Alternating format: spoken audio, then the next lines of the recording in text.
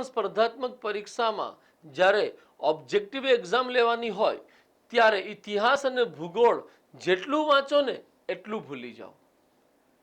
અને એ સંબંધમાં જ્યારે આપણે ઇતિહાસને યાદ કરીએ ત્યારે આપણને કોન્ફિડન્સ આવે જ નહીં કે સારું યાદ છે કે નથી યાદ. અને 90% કેસમાં તો એવું પણ થાય કે આપણને કોન્ફિડન્સ આવી ગયું કે સારું કાંઈ યાદ આવતું નથી. આવા ઇતિહાસના અગત્યના ટોપિક્સ ઉપર જ્યારે આપણે એક ઓવરઓલ રિવિઝન દ્રષ્ટિ વિકસાવી શકીએ તો એ કામ થોડું આસાન થઈ શકે છે. કઈ રીતના ઓવરઓલ? તો કે સામાન્ય રીતે સ્પર્ધાત્મક પરીક્ષાની તૈયારીમાં ઇતિહાસને યુગ પ્રમાણે ભણતા હોઈએ. હડપ્પા યુગ, વૈદિક યુગ, મૌર્ય યુગ, અનુમૌર્ય યુગ, ગુપ્ત યુગ, અંધગુપ્ત યુગ, પૂર્વ મધ્ય યુગ, સલ્તનત યુગ, મુઘલ યુગ. જો આપણે કોઈ ટોપિકને એવી રીતના તૈયાર કરીએ કે ઠીક છે દરેક યુગમાં આપણે બધું ભણ્યું હતું, પરંતુ હવે ખાલી આપણે ભારતીય ઇતિહાસમાં વિદેશી યાત્રિકો ભણીએ, ભારતીય ઇતિહાસમાં સ્થાપત્યના અગત્યના સ્મારકો ભણીએ, ભારતીય ઇતિહાસમાં અગત્યના શાસકો અને તેની સિદ્ધિઓ ભણીએ, તો તમામ યુગથી લઈ વૈદિક યુગથી લઈ અને મુઘલ યુગ સુધીનું તમામ એક કલેક્શન આપણી સમક્ષ રજૂ થઈ જાય. અહીંયા સ્પર્ધાત્મક પરીક્ષાના સંબંધમાં ક્વિક અને રિલેવન્ટ રિવિઝન માટે, એટલે કે સાર્થક સ્વરૂપનું અને યાદ રહી જાય એવું રિવિઝન તમે કરી શકો, એના માટે જ અમે આ વિડીયોમાં ભારતીય ઇતિહાસમાં જેટલા વિદેશી યાત્રિકો આવ્યા છે એ વિદેશી યાત્રિકોની સંક્ષિપ્ત અને સર્વાંગી માહિતી તેમજ સમજ આપવાની કોશિશ કરીશું. ધ્યાનમાં રાખજો, મૌર્ય યુગથી ભારતમાં વિદેશી યાત્રિકોની શરૂઆત થાય છે અને મુઘલ યુગ સુધીના વિદેશી યાત્રિકો જેટલા પણ આવેલા છે એને આપણે તૈયાર કરવાના આવે છે. એ સંબંધમાં સૌથી પહેલા આપણે શરૂઆત કરીએ તો મૌર્ય યુગમાં આપણને એવી માહિતી પ્રાપ્ત થાય છે કે વિદેશી યાત્રિકો ભારત આવેલા અને એનો સમયગાળો ચંદ્રગુપ્ત મૌર્યથી જોડાયેલો છે. યાદ રાખજો કે જ્યારે પણ વિદેશી યાત્રિક વિશે પ્રશ્ન પૂછાય તો મોટાભાગની પરિસ્થિતિમાં જ પૂછાય છે ક્યારે આવ્યા, કયો રાજા હતો, અને એમણે કોઈ રચના લખી હોય વિદેશી યાત્રિકે તો એ રચના પૂછાય. અને ચોથી બાબત કે ક્યાંથી આવેલા જે વિદેશી યાત્રિક આવ્યા તે. એ સંબંધમાં મૌર્ય યુગમાં સૌથી અગત્યના વિદેશી યાત્રિક મેગેસ્થનીસ છે. મેગેસ્થનીસ કોના સમયમાં આવ્યો? તો કે મેગેસ્થનીસ આવ્યો ચંદ્રગુપ્ત મૌર્યના સમયમાં. ચંદ્રગુપ્ત મૌર્ય CGM કહી શકીએ શોર્ટમાં આપણે. મેગેસ્થનીસ ચંદ્રગુપ્ત મૌર્યના સમયમાં આવ્યો. એનો સમયગાળો શું છે ચંદ્રગુપ્ત મૌર્યનો? તો કે 321 થી 195 BC. ઓકે, મેગેસ્થનીસ ભાઈ ક્યાંથી આવ્યો? તો કે તે ઇન્ડો ગ્રીક શાસક સેલ્યુકસ નિકેટર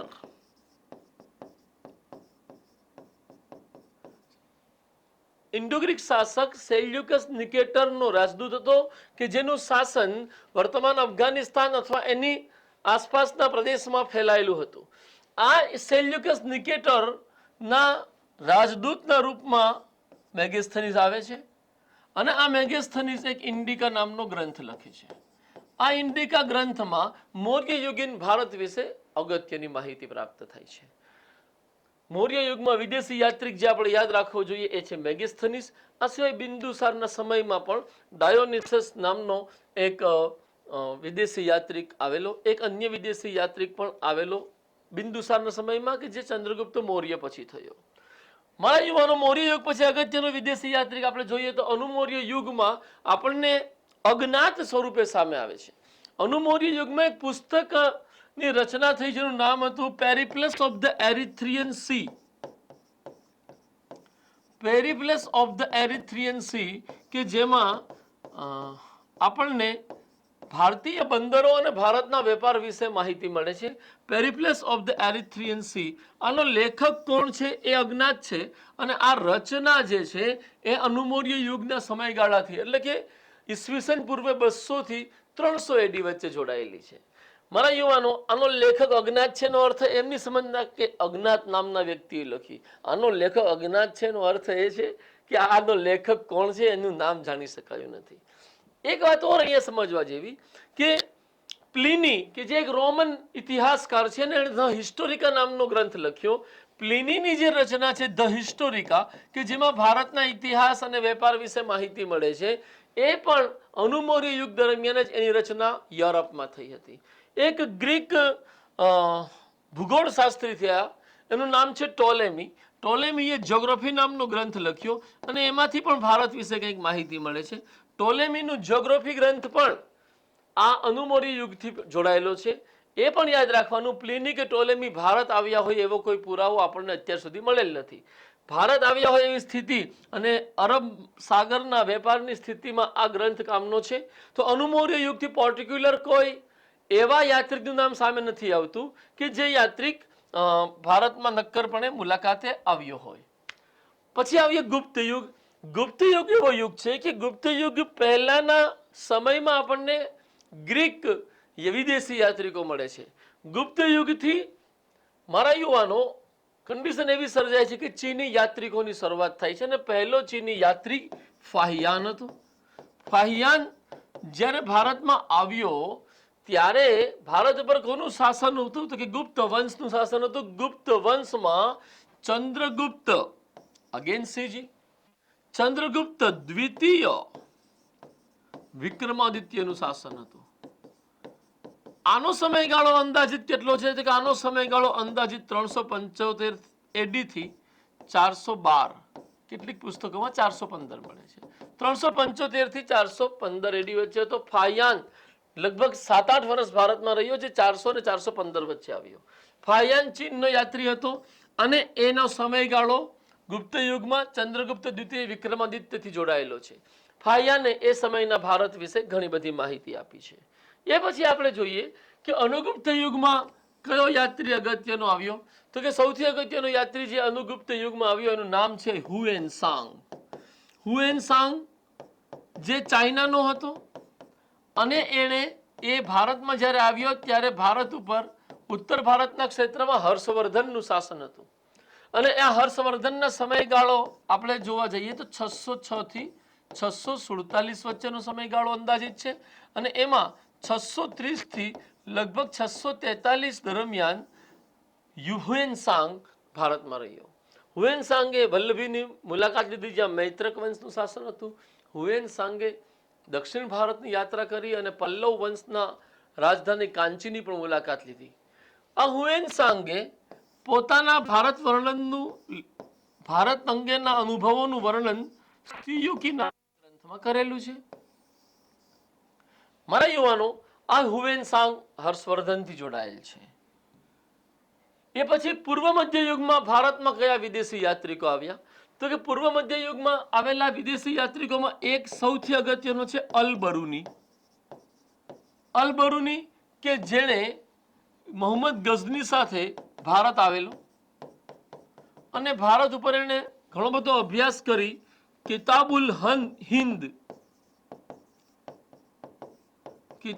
હિન્દ નામની પુસ્તક લખી છે. આ સિવાય પૂર્વ મધ્ય યુગમાં એક અલ મસૂદી નામનો એક અરબ યાત્રી આવેલો, અરેબિયન હતો. અલ મસૂદી જ્યારે આવ્યો ત્યારે ભારતમાં અને આપણા ગુજરાતમાં પણ મોટા ભાગે ગુર્જર પ્રતિહાર વંશનું શાસન હતું અને ગુર્જર પ્રતિહાર વંશના રાજા મહેન્દ્રપાલના સમયમાં અલ મસૂદીએ મુલાકાત લીધેલી. એક ખંભાત પણ આવેલો. તો પૂર્વ મધ્ય યુગના બે વિદેશી યાત્રિકો અરેબિયન છે, અલ-બરુની અને અલ મસૂદી. અલ-બરુનીનું યોગદાન કિતાબુલ હિન્દ માટે યાદ રાખવાનું છે અને અલ-બરુનીનો સમયગાળો આપણે મોહમ્મદ ગઝની હારે જોડીએ તો મોહમ્મદ ગઝની 997 થી 1030 એડી વચ્ચે હતો, જ્યારે અલ મસૂદી છે જે આવ્યો ત્યારે 11મી સદીનો સમય અંદાજિત માની શકાય. ક્ષમા કરજો, 10મી 11મી સદી. એની કોઈ ડેટ પાકી આપણને મળતી નથી. પૂર્વ મધ્ય યુગ પછી ભારતના ઇતિહાસમાં સલ્તનત યુગ આવે છે. સલ્તનત યુગનો સમયગાળો 1200 થી 1526 એડી છે અને એ સમય દરમિયાન મારા યુવાનો બે ડાયમેન્શન આપણે તૈયાર કરવા પડે. એ સમય દરમિયાન એક વિજયનગર સામ્રાજ્ય પણ હતું અને એ સમય દરમિયાન દિલ્હી સલ્તનતનું રાજ્ય પણ હતું. હવે આ દિલ્હી સલ્તનતનું જે રાજ્ય છે એની અંતર્ગત જે વિદેશી યાત્રિક આપણને તૈયાર કરવો પડે એ ઇબ્ન બતુતા છે. ઇબ્ન બતુતા કોના સમયમાં આવ્યો તો કે જ્યારે ભારતમાં દિલ્હીમાં મહેમૂદ તુઘલકનું શાસન હતું ત્યારે ઇબ્ન બતુતા એ દિલ્હીની મુલાકાત લીધેલી અને ભારતની ટપાલ વ્યવસ્થા પર પ્રકાશ પાડેલો છે. ઇબ્ન બતુતા ક્યાંનો હતો તો કે ઇબ્ન બતુતા મૂળ મોરોક્કોનો નિવાસી હતો અને આ ઇબ્ન બતુતાએ ભારતના વર્ણન સંબંધમાં રહેલા નામનું જે ગ્રંથ લખ્યો છે એ રહેલાથી એની માહિતી મળે છે. વિજયનગર શાસનમાં જે અગત્યના વિદેશી યાત્રિકો આવ્યા એની સંખ્યા ઘણી બધી છે. નંબર 1 કે જ્યારે દેવરાય પ્રથમ સત્તા ઉપર હતા કે જેનો સમયગાળો આપણે માની શકીએ લગભગ 1407 થી 1422 ની વચ્ચે દેવરાય પ્રથમ, ત્યારે ઇટાલીથી નિકોલો કોન્ટી ભારતની યાત્રા ઉપર હતો. એ પછી દેવરાય બીજો સત્તા ઉપર આવ્યો જેનો સમયગાળો આપણે માની શકીએ 1422 થી 1445 ની આસપાસ રહ્યો. દેવરાય બીજાના સમયમાં ઈરાનનો એ રાજદૂત અબ્દુલ રજાક વિજયનગર દરબારમાં હાજર થયેલો, તો અબ્દુલ રજાક આવી શકે. ત્રીજું, જ્યારે કેડીઆર સત્તા ઉપર હતો, કેડીઆર મીન્સ કૃષ્ણદેવરાય સત્તા ઉપર હતો જેનો સમયગાળો 1509 થી 1529 છે. ત્યારે બે પોર્ટુગીઝ યાત્રિક વિજયનગરની મુલાકાતે આવ્યા જેમાં એકનું નામ હતું બાર્બોસા અને બીજાનું નામ હતું ડોમિંગો પાયસ. મારા યુવાનો, સલ્તનત યુગમાં વિજયનગરના આ 4 વિદેશી યાત્રિકો યાદ રાખીશું આપણે, અને દિલ્હી સલ્તનતમાં ઇબ્ન બતુતાને આપણે યાદ રાખીશું કે જે મોહમ્મદ બિન તુગલકના સમયમાં આવ્યો. એ પછી જે મુગલ યુગ છે એમાં ઘણા બધા વિદેશી યાત્રિકો આવ્યા છે, પરંતુ પરીક્ષાલક્ષી અભિગમથી જોવા જઈએ તો મુગલ યુગમાં એક નંબર 1 કે જ્યારે જહાંગીર સત્તા ઉપર હતો, લગભગ સમયગાળો આપણે માની શકીએ 1605 થી 1628, અને એ દરમિયાન બ્રિટિશ યાત્રી એક તો હોકિન્સ આવ્યો કે જેણે પરમાણુ લેવાની કોશિશ કરી, અને બીજો જે આવ્યા એ સર ટોમસ રો હતા. એ આને આપણે યાદ રાખી શકીએ. બ્રિટિશ ઈસ્ટ ઇન્ડિયા કંપનીથી જોડાયેલ આ બંને અધિકારીઓ અથવા વ્યક્તિઓ હતા જે જહાંગીરના સમયમાં ભારત આવ્યા. એ પછી ઔરંગઝેબના સમયમાં જે લોકો ભારત આવ્યા છે એમાંથી આપણે 2 વિદેશી યાત્રિકો યાદ રાખવા જોઈએ. 1658 થી લઈ 1707 સુધીનો ઔરંગઝેબનો સમય છે, અને એમાં એક ફ્રેન્ચ યાત્રિક છે બર્નિયર, ક્યાંનો છે? ફ્રાન્સનો, અને બીજો પણ ફ્રેન્ચ યાત્રિક છે ટેવર્નિયર. આ બર્નિયર અને ટેવર્નિયર ફ્રાન્સના છે જે ઔરંગઝેબના સમયમાં ભારત આવ્યા. તો આપણે થોડી જ મિનિટોમાં મૌર્ય યુગથી લઈ અને મુગલ યુગ સુધીના તમામ અગત્યના વિદેશી યાત્રિકો વિશે પ્રાથમિક માહિતી સમજી લીધી. Thank you very much. જય હિન્દ. નમસ્કાર.